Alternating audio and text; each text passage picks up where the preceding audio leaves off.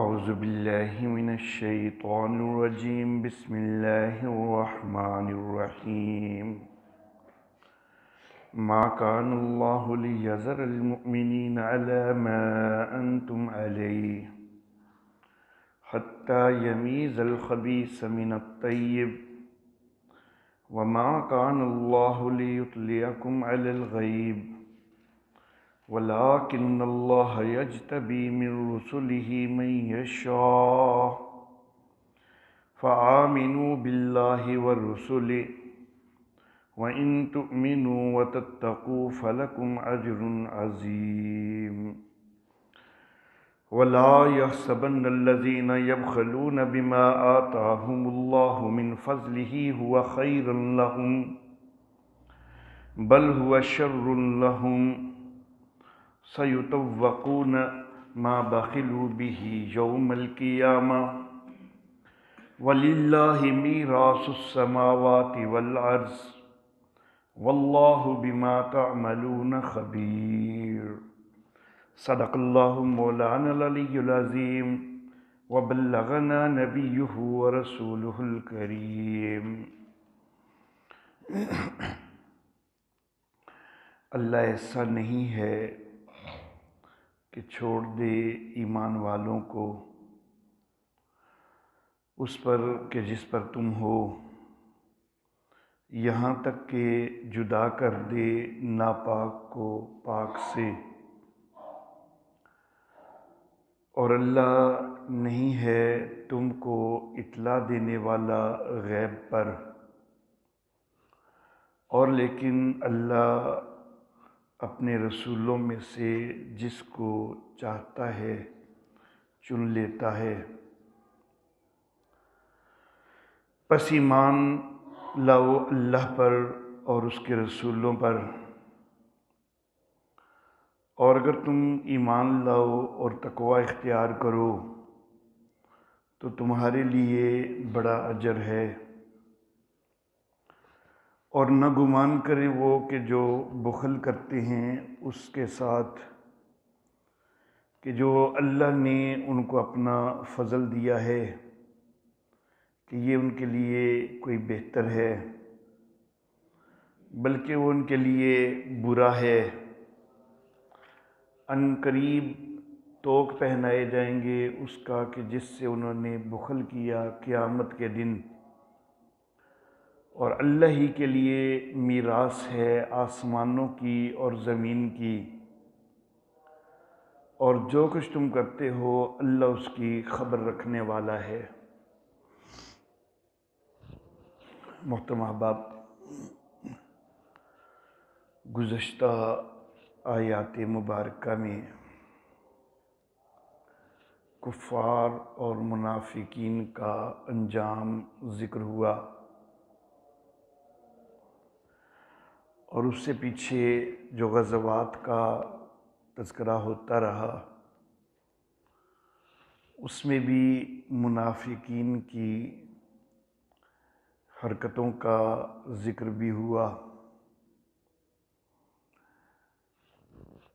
اب یہاں پر اللہ رب العزت ان دو آیات مبارکہ میں سورہ آل عمران کے دوسرے حصے کے جو دو مرکزی مضمون ہیں، ایک مضمون جہاد اور قتال فی سبیل اللہ، اور دوسرا مضمون انفاق فی سبیل اللہ، ان دونوں کے حوالہ سے اللہ رب العزت منافقین کے طرز کا تذکرہ فرما رہے ہیں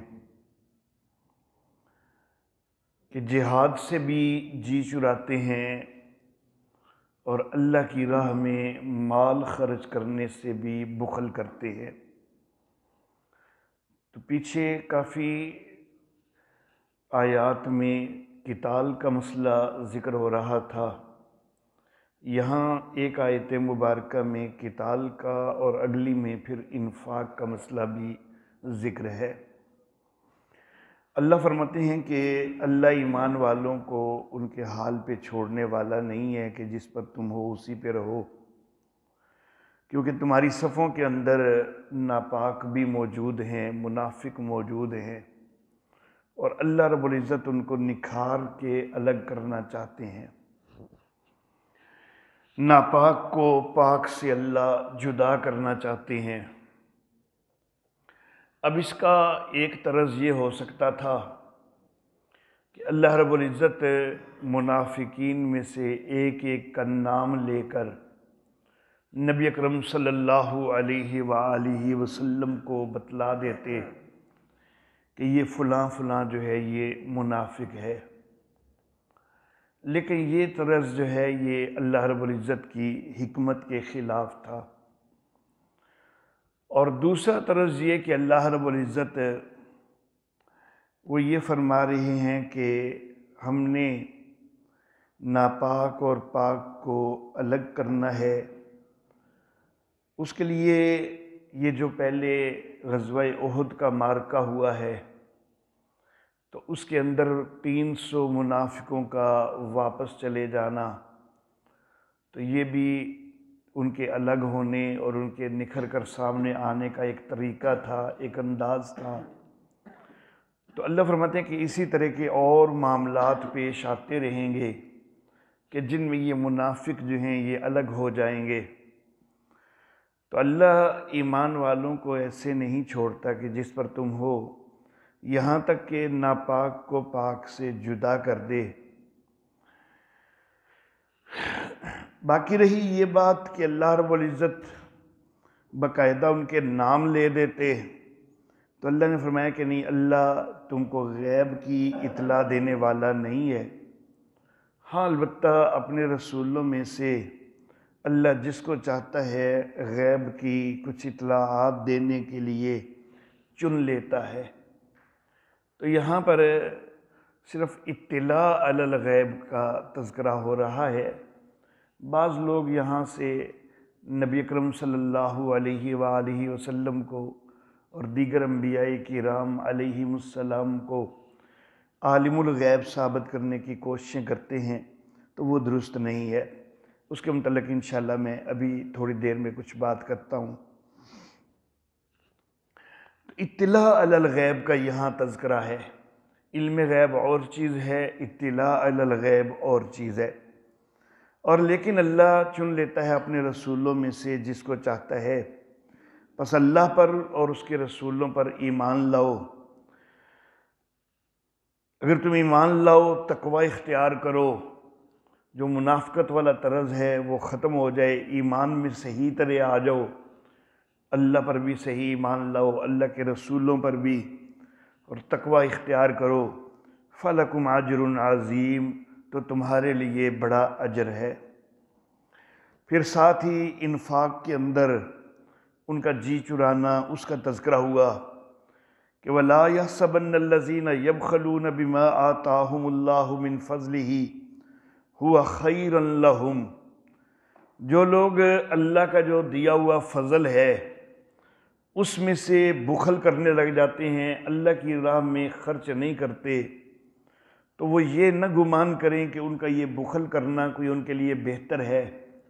بظاہر تو یہ ہے کہ بخل کی وجہ سے مال ان کے پاس رہتا ہے، وہ دوسروں کو دیتے نہیں ہیں، تو مال میں بظاہر کمی نہیں ہوتی، تو وہ یہ سمجھتے ہیں کہ ہمارا مال ہمارے پاس زیادہ سے زیادہ محفوظ رہ رہا ہے تو یہ ہمارے لیے بہتر ہے۔ اللہ فرماتے ہیں بل ہوا شر لہم، بلکہ وہ ان کے لیے برا ہے۔ جب اللہ کی راہ میں اس میں سے خرچ نہیں کیا جاتا تو وہ مال جو ہے وہ وبال بن جاتا ہے۔ دو قسم کے خرچ ہوتے ہیں، دو قسم کے صدقات ہوتے ہیں، ایک ہیں واجبہ اور ایک ہیں غیر واجبہ۔ مثال کے طور پر زکوٰۃ ہے، عشر ہے، قربانی ہے، صدقۃ الفطر ہے، تو یہ واجب صدقات ہیں۔ اگر ان کے اوپر کوئی بخل کرتا ہے اور واجب صدقات بھی جو نہیں دیتا تو وہ تو گناہ گار ہوگا۔ البتہ کچھ صدقات ہیں کہ جو نفلی صدقات ہیں، واجب صدقات کے علاوہ ویسے کسی کی مدد کر دینا، جبکہ زکوٰۃ پہلے بندہ دے چکا ہوا ہے، پھر بھی اپنے پاس سے مزید کچھ دے دینا، عشر وغیرہ نکال چکا ہے پھر بھی مزید لوگوں کو دے دینا، اور ان کی جو ہے وہ تنگ دستی میں ان کا ساتھ دینا، تو یہ دیگر صدقات میں آئے گا۔ اگر یہ صدقات کوئی نہیں کرتا تو اس کے اوپر بہرحال گناہ نہیں ہوتا۔ اگر نفلی صدقہ کوئی نہیں کرتا تو چونکہ یہ اللہ نے واجب نہیں کیے، لازم نہیں کیے، تو لیکن جو واجب صدقات تک کو بھی چھوڑ دے تو اس کے لیے بہرحال گناہ ہے۔ اس کے لیے یہ سزا ہے کہ سَيُطَوَّقُونَ، ان قریب ان کو طوق پہنایا جائے گا، مَا بَخِلُوا بِهِ، اس چیز کا کہ جس سے انہوں نے بخل کیا، یوم القیامہ، قیامت کے دن۔ جیسا کہ احادیث مبارکہ میں ایسے سونے چاندی کے متعلق کہ جس میں سے زکوٰۃ نہ دی جائے، تو احادیث مبارکہ میں ذکر آتا ہے کہ وہ ایک اژدہا کی شکل میں جو ہے وہ سونا اور چاندی، تو وہ انسان کو ڈسے گا، وہ اس کی گردن میں لپیٹا جائے گا۔ ایک حدیث مبارکہ میں یہ چیز بھی ذکر آتی ہے کہ جس نے اس کے ذمہ کوئی اونٹ دینا واجب تھا اور اس نے نہیں دیا، تو وہ اونٹ کو اپنے کندھوں پہ اٹھا کے، یعنی اونٹ اس کے گلے کا طوق بنا ہوگا، وہ لے کے آئے گا۔ کسی نے گائے اگر دینی تھی وہ اس کے اوپر واجب تھی اور وہ نہیں دی، تو وہ گائے کو جو ہے وہ طوق کی شکل میں وہ اٹھا کے لائے گا قیامت والے دن۔ اسی طرح کسی کے اوپر بکری واجب تھی، اس نے وہ نہیں دی، تو وہ بکری کا طوق اس کو ملے گا۔ تو اللہ فرماتے ہیں کہ جو بھی وہ بخل کرتے ہیں، قیامت والے دن اس کا طوق پہنایا جائے گا۔ بخل جو کرتے ہیں تو وہ اس مقصد کے لیے کرتے ہیں کہ ہمارا مال ہمارے پاس سمٹ سمٹ کے رہے، لیکن مال جو ہے وہ تو اللہ کی میراث ہے، انسانوں نے تو ختم ہو جانا ہے، دنیا ختم ہو جانے والی ہے، کسی وقت بھی انسان جو ہے اس کی آنکھیں بند ہو سکتی ہیں، موت کا وقت آ سکتا ہے، تو مال سمیٹ سمیٹ کے رکھے گا بھی تو وہ مال جو ہے وہ اس کو زندگی تو کوئی نہیں دے سکتا، ہمیشہ تو اس کے پاس رہ کوئی نہیں سکتا، موت کے ساتھ ہی وہ اس کی ملکیت سے نکل جائے گا۔ پھر اس کے ورثاء کو اگر ملے گا بھی تو ورثاء کے پاس بھی ہمیشہ کوئی نہیں رہنا، ورثاء نے بھی تو چلے جانا ہے، پھر ان کے ورثاء نے بھی چلے جانا ہے، تو یہ دنیا کا مال اسی دنیا کے اندر رہ جانا ہے، یہ اللہ ہی کی میراث ہے، یہ کسی نے بھی ساتھ لے کے کوئی نہیں جانا، اللہ کی میراث ہے۔ جو کچھ آسمان اور زمین، واللہ بما تعملون خبیر، جو کچھ تم کرتے ہو اللہ اس کی خبر رکھنے والا ہے۔ اگر تم اللہ کی راہ میں جہاد کرتے ہو، قتال کرتے ہو، اس کی بھی اللہ کو خبر ہے، اجر ملے گا۔ اللہ کی راہ میں خرچ کرتے ہو، اللہ کو خبر ہے، اس کا اجر ملے گا۔ لیکن اگر قتال سے جو ہے جی چراتے ہو، انفاق سے بخل کرتے ہو، تو اس کے اوپر سزا بھی مل جائے گی۔ اللہ ہر چیز کو جاننے والا ہے، جو کچھ تم کرتے ہو اللہ ہر چیز کی خبر رکھنے والا ہے۔ اب تھوڑی سی بات کرتے ہیں کہ جو کچھ احباب یہاں سے علم غیب کے حوالہ سے استدلال کرنے لگ جاتے ہیں کہ اللہ فرماتے ہیں کہ اللہ اپنے رسولوں میں سے جس کو چاہتا ہے غیب کی اطلاع کے لیے چن لیتا ہے، تو میں یہ عرض کرنا چاہوں گا کہ ہمارے وہ جو احباب جو یہ بات کہتے ہیں کہ اللہ رب العزت غیب کی اطلاع کے لیے چن لیتا ہے، تو اس سے مراد ہے کہ نبی عالم الغیب ہوتے ہیں، ان کو سب کچھ بتا دیا جاتا ہے۔ ان کا عقیدہ یہ ہوتا ہے کہ جمیع ما کانا و ما یکون کا علم رکھتے ہیں انبیاء کرام علیہم السلام۔ بعض اور آگے بڑھتے ہیں تو اولیاء کی طرف بھی چلے جاتے ہیں کہ اولیاء بھی جمیع ما کانا و ما یکون کا علم رکھتے ہیں، کئی اور بھی اس سے بھی زیادہ مبالغے کرتے رہتے ہیں۔ تو بہرحال ہر چیز جو کچھ ہو چکی اور جو ہونے والی، جمیع ما کانا و ما یکون کا یہ مطلب ہے کہ ہر معاملہ جو کچھ بھی پہلے ہو چکا، جب سے کائنات بنی ہے اس وقت سے لے کر اب تک، وما یکون اور جو کچھ بھی قیامت تک یا ابد تک ہونے والا ہے، تو وہ سب کی خبر رکھتے ہیں نبی، ولی وغیرہ۔ حالانکہ یہ صفت صرف اور صرف اللہ رب العزت کی ہے۔ تو اس آیت مبارکہ کے اندر صرف اطلاع علی الغیب ہے، نہ علم کا لفظ یہاں پر موجود نہیں ہے، اور عالم کا لفظ بھی موجود کوئی نہیں ہے۔ عالم الغیب ہونا ہے کہ ہر چیز کی اطلاع دے دی جائے، ہر چیز جو ہے وہ معلوم ہو، تو وہ عالم الغیب ہے۔ کچھ چیزوں کی خبر دے دیں اگر اللہ، تو یہ اخبار عن الغیب ہوتا ہے، اطلاع علی الغیب ہوتا ہے، یہ علم غیب نہیں ہوتا۔ جمیع ما کان و ما یکون جو ان کا دعویٰ ہے، اس دعوے کا اس آیت مبارکہ کے اندر کوئی اشارہ تک بھی موجود نہیں ہے، بلکہ مفسرین نے یہاں سے بعض غیب ہی مراد لیا ہے۔ تفسیر بیضاوی کے اندر اللہ رب جو ہے اس آیت مبارکہ کے حوالے سے مفسر بیضاوی کہتے ہیں کہ اللہ وحی کرتے ہیں ان کی طرف اور ان کو خبر دیتے ہیں بعض المغیبات، بعض غیب کی خبریں جو ہیں وہ دیتے ہیں اللہ، تو انہوں نے بعض المغیبات کا تذکرہ کیا ہے۔ امام بغوی رحمہ اللہ کی معالم التنزیل، جس کو تفسیر بغوی بھی کہتے ہیں، تو اس کے اندر بھی لکھا ہے کہ اطلاع دیتے ہیں بعض علم غیب پر۔ انہوں نے لفظ اگرچہ علم کا استعمال کیا ہے لیکن ساتھ بعض کا لفظ بھی استعمال کیا ہے۔ تفسیر خازن کے مصنف وہ بھی ذکر کرتے ہیں کہ اطلاع دیتے ہیں غیب میں سے جس چیز پر چاہتے ہیں، تو اللہ جس چیز کی خبر دینا چاہتے ہیں بس وہ خبر دیتے ہیں، سارا غیب نہیں دے دیتے۔ ابن صفی کی جامع البیان وہ لکھتے ہیں کہ نبی کو خبر دیتے ہیں بعض مغیبات کی۔ تفسیر مظہری کے اندر لکھا ہے کہ ان کو اطلاع دیتے ہیں علوم غیب میں سے بعض کی کبھی، تو وہ بعض کا بھی تذکرہ کر رہے ہیں اور احیاناً کا بھی تذکرہ کر رہے ہیں کہ کبھی کبھی خبر ملتی ہے اور بعض خبر ملتی ہے، سارا غیب وہ عطا کوئی نہیں ہو جاتا۔ یہ آیت مبارکہ جو ہے یہ خاص طور پر منافقوں کے حوالہ سے ہے نا، کہ اللہ نے ناپاک کو پاک سے الگ کرنا ہے، یعنی منافقوں کو نکھار کے واضح کر دینا ہے، منافقوں کو الگ کر دینا ہے۔ تو اگر اس آیت مبارکہ میں نبی اکرم صلی اللہ علیہ وآلہ وسلم کو منافقوں کا بھی پورا علم ثابت کوئی نہ ہو رہا ہو، کہ جتنے منافق تھے نبی اکرم صلی اللہ علیہ وسلم کو سب کا علم ہو، اگر وہ بھی یہاں سے ثابت کوئی نہ ہو رہا ہو، تو پھر باقی علم غیب جو ہے وہ کیسے ثابت ہوگا؟ آیت تو خاص منافقوں کے متعلق ہے نا، تو منافقوں کا بھی پورا علم وہ اس آیت مبارکہ سے ہو جانا نبی اکرم صلی اللہ علیہ وسلم کو ثابت کوئی نہیں ہے۔ یہ آیت مبارکہ سورہ آل عمران کی ہے۔ سورہ توبہ جو ہے وہ سورہ آل عمران کے بعد نازل ہوئی ہے، اور سورہ توبہ کی آیت نمبر 101 ہے۔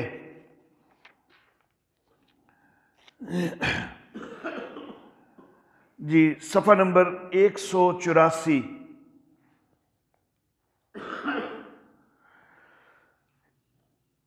اللہ فرماتے ہیں وَمِمَّنْ حَوْلَكُمْ مِنَ الْأَعْرَابِ مُنَافِقُونَ۔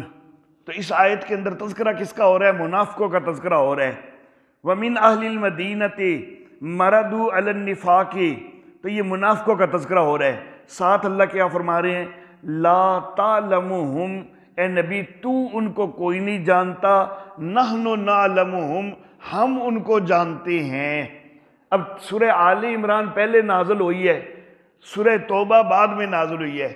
سورہ توبہ بھی جب نازل ہوئی ہے نا، اللہ اس وقت بھی فرما رہے ہیں کہ اے نبی منافقوں کا پورا علم آپ کو کوئی نہیں ہے، جتنا ہم نے بتا دیا اتنا تو علم ہے، لیکن پورا علم منافقوں کا بھی آپ کو کوئی نہیں۔ تو جب پورا علم خود منافقوں کا کہ جن کے متعلق سورہ آل عمران کی آیت نازل ہوئی ہے جس سے استدلال کرتے ہیں، جب منافقوں تک کا بھی پورا علم جو ہے اس آیت سے ثابت کوئی نہیں ہوتا، تو کلی علم غیب ثابت کرنا تو وہ یہاں سے بالکل قطعاً بھی ثابت کوئی نہیں ہوتا۔ اللہ اللہ۔ حضرت حذیفہ بن یمان رضی اللہ تعالی عنہ، ان کو رازدان رسول کہا جاتا ہے، کیونکہ نبی اکرم صلی اللہ علیہ وآلہ وسلم نے بعض منافقوں کے نام ان کو بتا دیے تھے کہ یہ لوگ منافق ہیں، لیکن سارے منافقوں کا علم ہونا تو وہ ثابت کوئی نہیں ہوتا۔ تو جتنے اللہ رب العزت نے بتا دیے تو ان میں سے جتنے نبی اکرم صلی اللہ علیہ وسلم نے مناسب سمجھا، شاید سارے جن کو اللہ نے بتایا تھا یا جتنے بھی نبی اکرم نے مناسب سمجھے وہ حضرت حذیفہ کو بتلائے، لیکن اس کے باوجود سورہ توبہ کے اندر اللہ رب العزت خود نبی اکرم صلی اللہ علیہ وسلم سے فرما رہے ہیں کہ اے نبی آپ ان منافقوں کو نہیں جانتے، ہم جانتے ہیں منافقوں کو۔ تو بہرحال یہ جو آیت مبارکہ ہے اس سے استدلال کرنا اور کلی علم ثابت کرنا تو وہ انتہائی غلط ہے۔ اس کے بعد چند آیات مبارکہ میں پیش کرنا چاہوں گا۔ سورۃ النمل ہے، 27ویں سورہ مبارکہ ہے، اس کی آیت نمبر 65، صفحہ نمبر 345، نیچے سے 5ویں سطر میں اللہ رب العزت فرما رہے ہیں، کل اے نبی آپ کہیے، لا یعلم من فی السماوات والارض الغیب الا اللہ، نہیں جانتا جو بھی آسمانوں میں اور جو زمین میں ہے غیب کو سوائے اللہ کے۔ اب اللہ رب العزت سوائے اپنے باقی ہر ایک سے علم غیب کی نفی فرما رہے ہیں۔ یہاں پر لا یعلم، اس میں علم کا بھی تذکرہ ہو گیا اور آگے غیب کا بھی لفظ موجود ہے، تو یہ آیت تو واقعی علم غیب سے متعلق نظر آ رہی ہے۔ اس میں لفظ علم جو ہے وہ مادہ جو ہے وہ بھی موجود ہے اور غیب کا لفظ بھی موجود ہے، لیکن جس سے وہ استدلال کر رہے ہیں تو اس میں تو اطلاع علی الغیب کا تذکرہ ہے، علم غیب کا تذکرہ ہی کوئی نہیں ہے۔ اس کے بعد ہم آتے ہیں سورہ ہود، 11ویں سورہ مبارکہ، آیت نمبر 123۔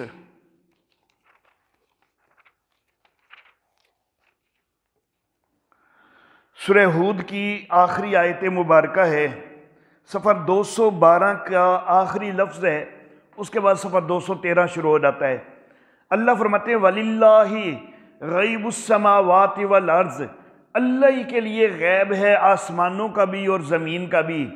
تو یہاں پر اللہ رب العزت نے آسمانوں و زمین کے غیب کو اپنے لیے قرار دیا ہے، کسی اور کے لیے قرار نہیں دیا۔ وَإِلَيْهِ يُرْجَعُ الْأَمْرُ كُلُّهُ، سارے معاملات اللہ ہی کی طرف لوٹتے ہیں۔ فَاعْبُدْهُ، اللہ ہی کی بندگی کر، وَتَوَكَّلْ عَلَيْهِ، اور اللہ ہی کے اوپر بھروسہ رکھ۔ تو بہرحال غیب کی خبریں سے غیب جو ہے وہ سارا اللہ ہی کے ساتھ متعلق ہے، کسی اور کے ساتھ نہیں ہے۔ اس کے بعد سورۃ الجن، سورت کا نمبر ہے 72، آیت نمبر 26 27، صفحہ نمبر 520، نیچے سے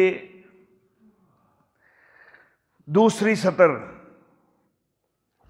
اللہ فرماتے ہیں کہ عالم الغیب، وہ اللہ جو ہے وہ غیب کو جاننے والا ہے، فلا یظہر علی غیبہ احدا، وہ اپنے غیب کا کسی ایک پر بھی اظہار نہیں کرتے۔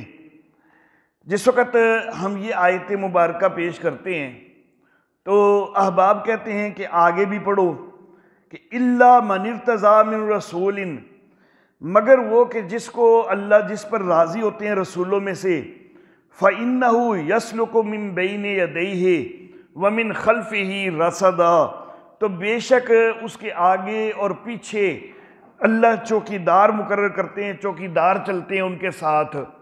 تو ہم کہتے ہیں ہم نے آگے پڑھ لیا، تو آگے کا اللہ یہی کہہ رہے ہیں کہ رسولوں کے ساتھ چوکیدار متعین ہوتے ہیں، وہ ان کے آگے ان کے پیچھے چلتے ہیں، تو اس کے اندر آگے اور تو کوئی معاملہ ہے کوئی نہیں۔ وہ کہتے ہیں کہ نہیں، یہاں پر یہ جو ہے الا من ارتضی من رسول، کہ غیب کو اللہ ظاہر نہیں کرتے کسی ایک پر، مگر رسولوں میں سے جس سے اللہ راضی ہوتے ہیں، جس کو اللہ پسند کرتے ہیں، تو پسندیدہ رسول جو ہیں تو ان کو غیب کی اللہ خبر دے دیتے ہیں۔ تو وہ اس کو پچھلی آیت سے متعلق بناتے ہیں۔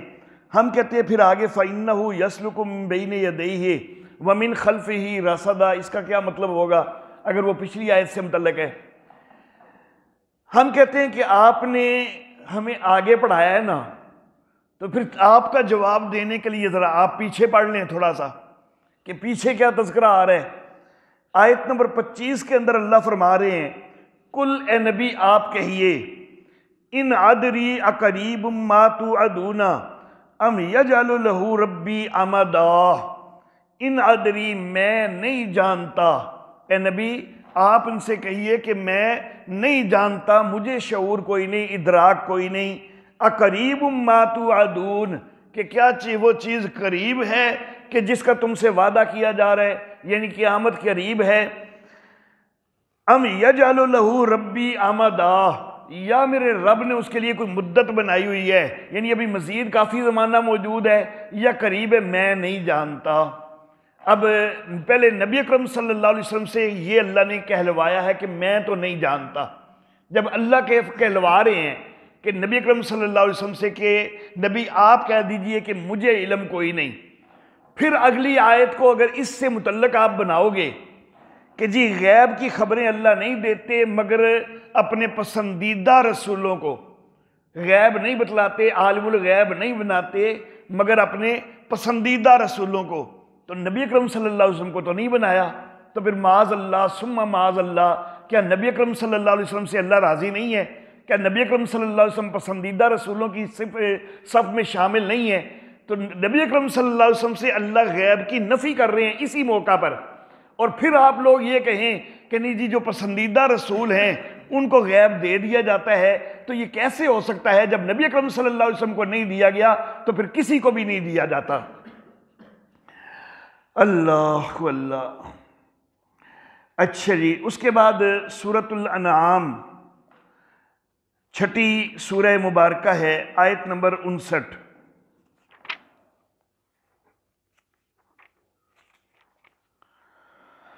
اللہ اکبر، صفحہ نمبر 122۔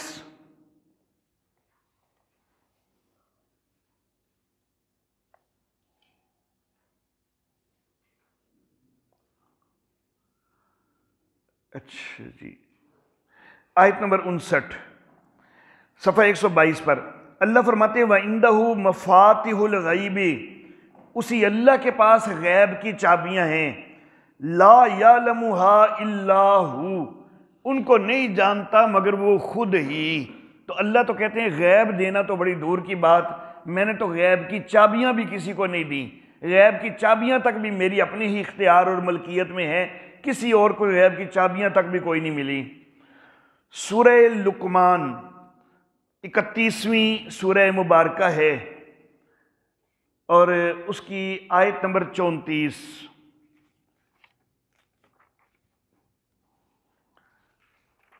صفحہ نمبر 374، سورہ لقمان کی آخری آیت مبارکہ۔ اللہ فرماتے ہیں ان اللہ عندہ علم الساعۃ، بے شک اللہ ہی کے پاس قیامت کا علم ہے، وَيُنَزِّلُ الْغَيْثَ، وہی بارش برساتا ہے، وَيَعْلَمُ مَا فِي الْأَرْحَامِ، اور وہی جانتا ہے جو کچھ رحموں کے اندر ہے، وَمَا تَدْرِي نَفْسٌ مَاذَا تَكْسِبُ غَدًا، کوئی نفس یہ نہیں جانتا کہ وہ کل کیا کرے گا۔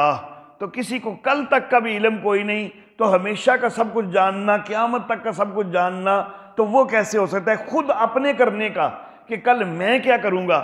حالانکہ لوگ منصوبے تو بناتے ہیں نا، شادی کارڈ چھپوا لیے جاتے ہیں کہ فلاں تاریخ کو شادی ہونی ہے، تو پتہ تو چل گیا کہ فلاں تاریخ کو ہونی ہے، لیکن نہیں، وہاں پر بھی قطعی اور یقینی علم کوئی نہیں ہوتا، وہ منصوبہ ہوتا ہے۔ اور سیدنا علی المرتضیٰ رضی اللہ تعالیٰ عنہ کہتے ہیں کہ عرفت ربی بفسخ العزائم، میں نے اپنے رب کو ارادوں کے ٹوٹنے سے پہچانا ہے۔ تو وہ کئی مسئلے جو ہے وہ لوگوں کے منصوبے وہ بنے بنائے وہ رہ جاتے ہیں، ان کے اوپر عمل کوئی نہیں ہوتا۔ تو قطعی اور یقینی کل کا کسی کو کوئی پتہ نہیں ہے۔ تو منصوبہ بنا رہا ہے کہ کل جو ہے میں فلاں جگہ پہ جاؤں گا، کیا پتا کہ تو وہاں جا سکے یا نہ جا سکے، اور کیا پتا تو دنیا میں بھی کل ہوگا کہ نہیں ہوگا، تو کسی کو کل کا بھی کوئی پتہ نہیں ہوتا۔ وَمَا تَدْرِي نَفْسٌ بِأَيِّ أَرْضٍ تَمُوتُ، اور کوئی نفس یہ نہیں جانتا کہ کس زمین میں اس کی موت آئے گی۔ ان اللہ علیم خبیر، بے شک اللہ ہے جو علم والا ہے، خبر والا ہے۔ تو اللہ رب العزت کی جو ہے وہ غیب کے خزانے وہ اللہ ہی کے پاس ہیں، وہ کسی اور کے پاس کوئی نہیں ہے۔ سورہ ابراہیم 14ویں سورہ مبارکہ ہے، آیت نمبر 9۔ صفحہ نمبر 232۔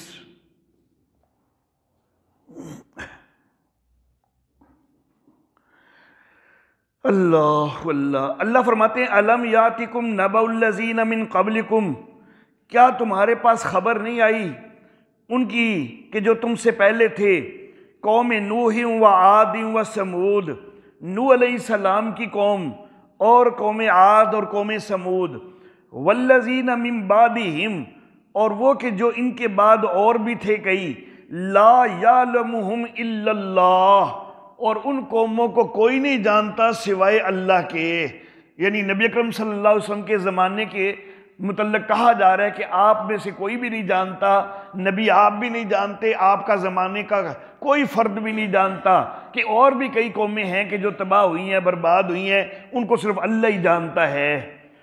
یہ کچھ آیات مبارکہ وہ تھیں کہ جن میں اللہ رب العزت کے علاوہ ہر ایک سے علم غیب کی نفی ہو گئی، صرف اللہ ہی عالم الغیب ہے، کوئی اور عالم الغیب کوئی نہیں۔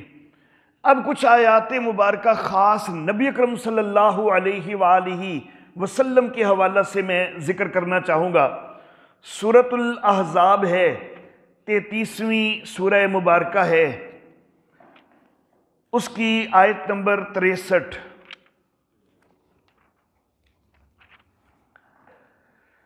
صفحہ نمبر 385۔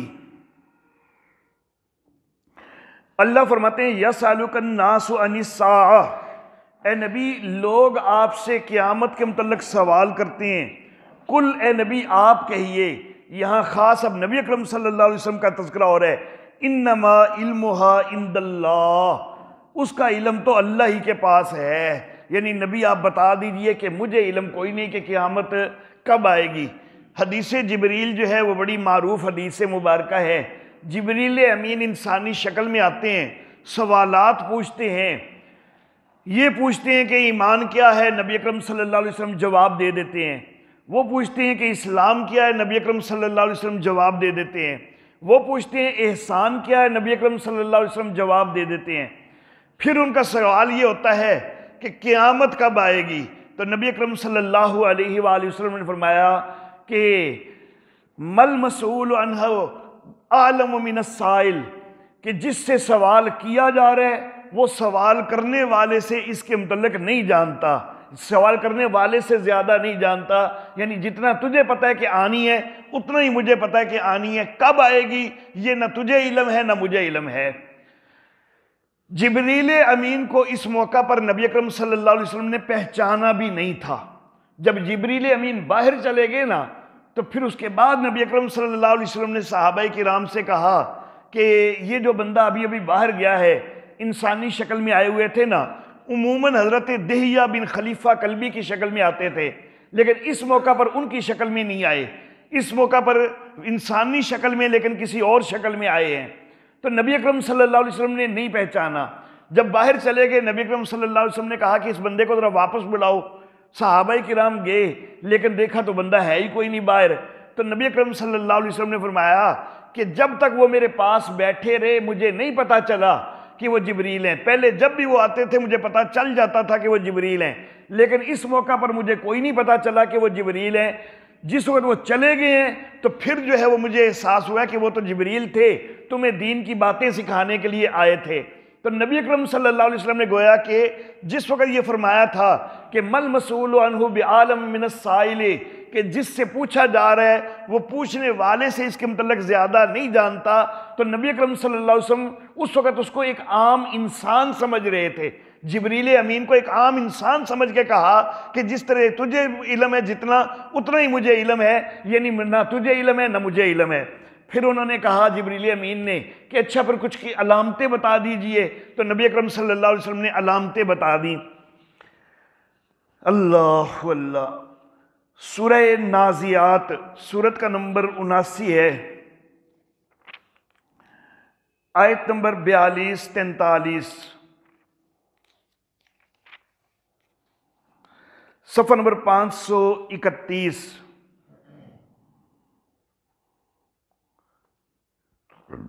اللہ فرماتے ہیں یسألونک عن الساعۃ ایان مرساہا، اے نبی قیامت کے متعلق تجھ سے سوال کرتے ہیں کہ اس کا قیام کب ہوگا، فیما انت من ذکراہا، تیرا اس کے ذکر سے کیا تعلق، یعنی اس کے وقت کے ذکر جو ہے اس کا اے نبی آپ کے ساتھ کوئی تعلق نہیں ہے کہ آپ وقت بتلائیں، تو آپ کو وقت معلوم کوئی نہیں، آپ کا اس سے کوئی تعلق ہی کوئی نہیں ہے۔ سورہ انعام چھٹی سورہ مبارکہ ہے، آیت نمبر 50۔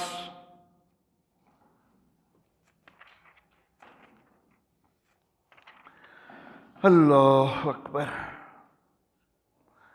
صفحہ نمبر 121۔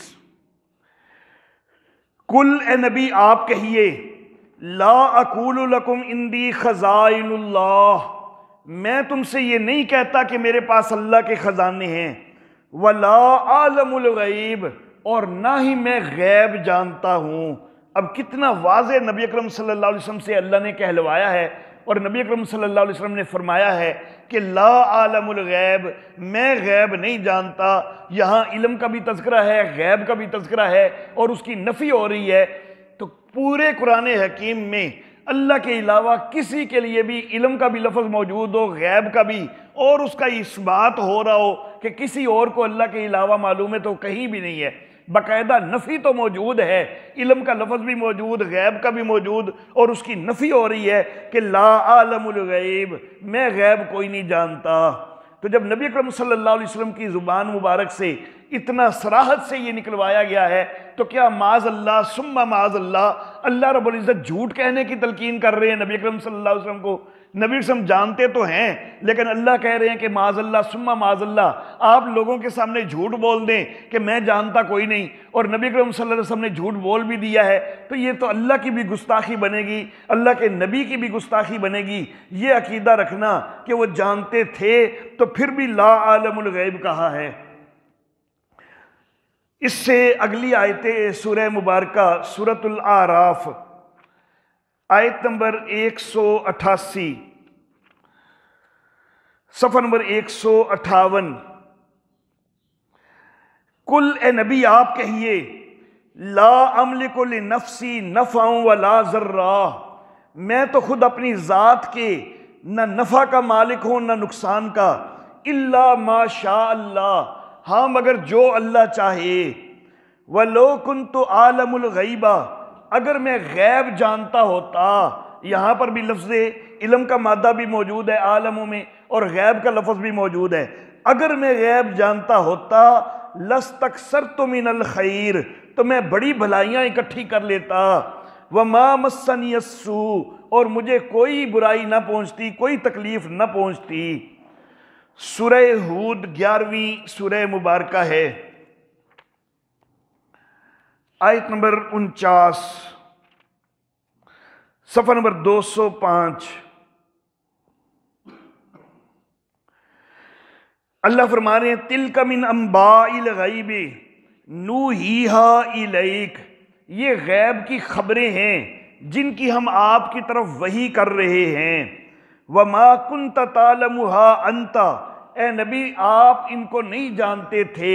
تو معلوم ہوا کہ جتنی خبریں اللہ دے دیں اتنی معلوم ہوتی ہیں، اور وہ بھی نبی کو خبر دینے سے پہلے معلوم کوئی نہیں ہوتی، جس وقت اللہ خبر دیتے ہیں تو تب معلوم ہوتی ہیں۔ نہ آپ جانتے ہیں ولا قوم کا، اور نہ ہی آپ کی قوم جانتی، من قبل ھذا، اس سے پہلے۔ تو یہ نبی اکرم صلی اللہ علیہ وآلہ وسلم کے لیے یہ ساری آیات مبارکہ ہیں کہ جن کے اندر بڑی صراحت آ رہی ہے کہ اے نبی آپ بھی غیب کوئی نہیں جانتے۔ سورۃ الانفال، آیت نمبر 60، 8ویں سورہ مبارکہ ہے، صفحہ نمبر 167، 167۔ اللہ رب العزت یہاں پر دشمنوں کا تذکرہ کر رہے ہیں، نبی اکرم صلی اللہ علیہ وسلم کے اور مسلمانوں کے دشمنوں کا۔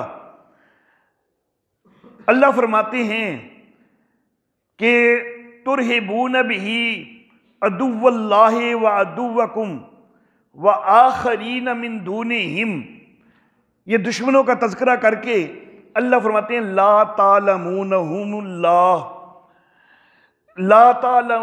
اللہ یعلمہم، تم ان کو نہیں جانتے، اللہ ان کو جانتا ہے۔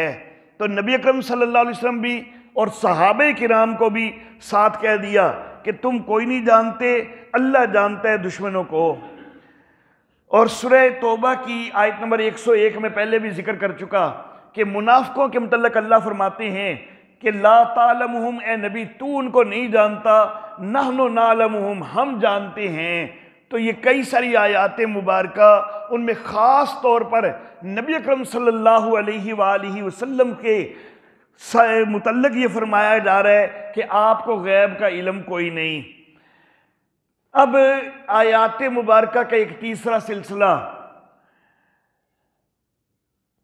یہ آیات مبارکہ وہ ہیں کہ جن میں واحد کی ضمیر لا کے اللہ رب العزت خاص نبی اکرم صلی اللہ علیہ وآلہ وسلم سے ما ادراکا کا لفظ فرماتے ہیں کہ اے نبی تجھے کیا معلوم۔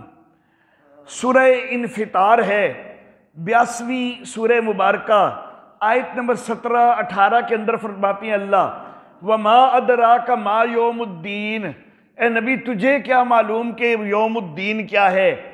ثم ما ادراک ما یوم الدین، پھر اے نبی تجھے کیا معلوم کہ وہ یوم الدین کیا ہے۔ سورہ طارق سورت کا نمبر 86 ہے، دوسری آیت مبارکہ میں اللہ فرماتے ہیں وما ادراک ما الطارق، اے نبی تجھے کیا معلوم کہ طارق کیا ہے۔ سورۃ القدر 97 نمبر سورت ہے، آیت نمبر 2 وما ادراک ما لیلۃ القدر، اے نبی تجھے کیا معلوم کہ یہ لیلۃ القدر کیا ہے۔ سورۃ القاریہ سورت کا نمبر 101 آیت نمبر 3 اللہ فرماتے ہیں وما ادراک ما القاریہ، اے نبی تجھے کیا معلوم کہ القاریہ کیا ہے۔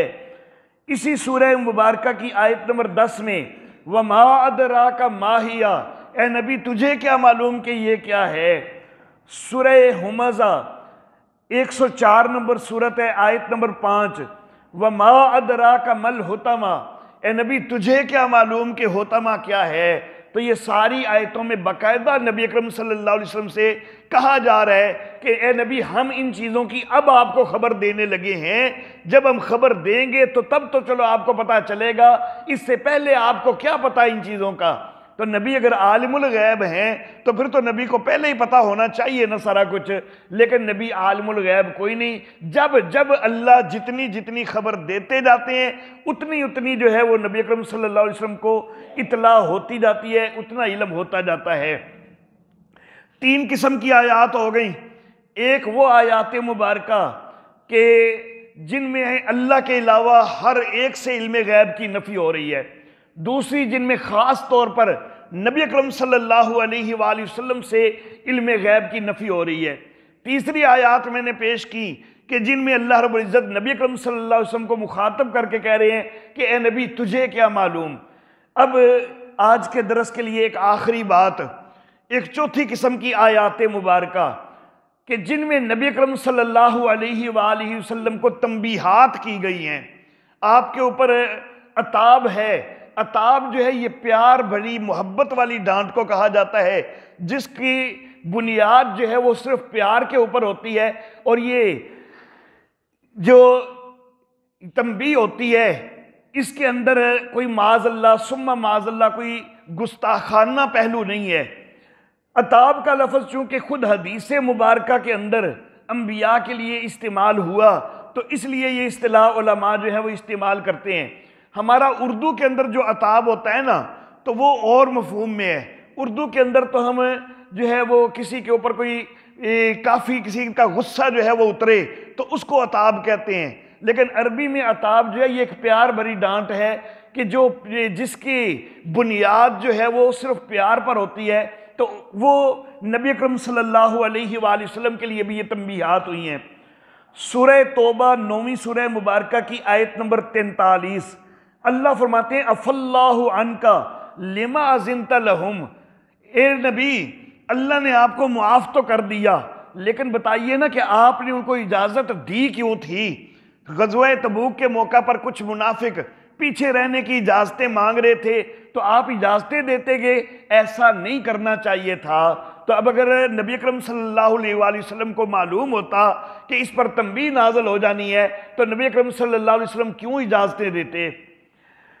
سورہ تحریم سورت کا نمبر 68 پہلی آیت مبارکہ، یا ایھا النبی لما تحرم ما احل اللہ لک، اے نبی اس چیز کو تو حرام کیوں قرار دے رہے کہ جس کو اللہ نے تیرے لیے حلال قرار دیا ہے۔